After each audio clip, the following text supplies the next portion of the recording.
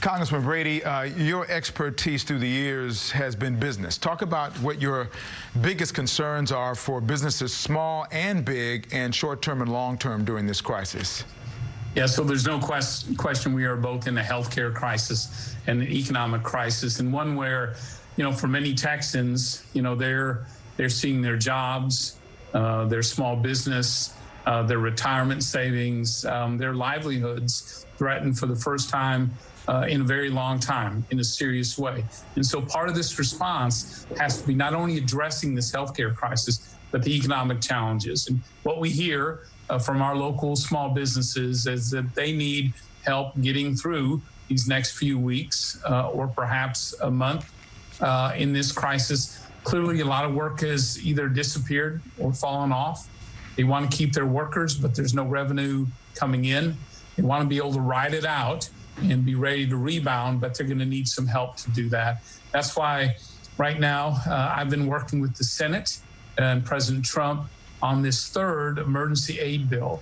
It's really focused on the economy, economic support for families, workers, lending and grants and help to small businesses to help them ride this out. And then we also know we have some larger industries, whether they're airlines, hospitality, cruise ships, others that have come to a screeching halt as well. But they're important to cargo and the economy as well. And for those industries, it's really about lending them the money, those big industries, lending them the money to get through this crisis and be ready to roll when we're done. We are in uncharted territory at this point. Has the gravity of that come to you and those of you who are working on both sides of the aisle on this thing to push this forward, to do what has to be done to help this country rebound, get through this and rebound? No doubt, Cambrell. I'm pleased.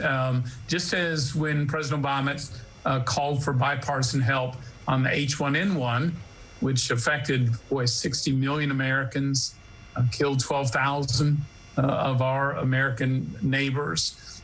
President Trump's asked for bipartisan support. Both parties worked together really well in the first two emergency aid packages. I expect us to do the same for this third, because here, it's not just healthcare lives. These are jobs, businesses. This is our savings that are at risk right now. We can pull together. I'm confident we can to get this done.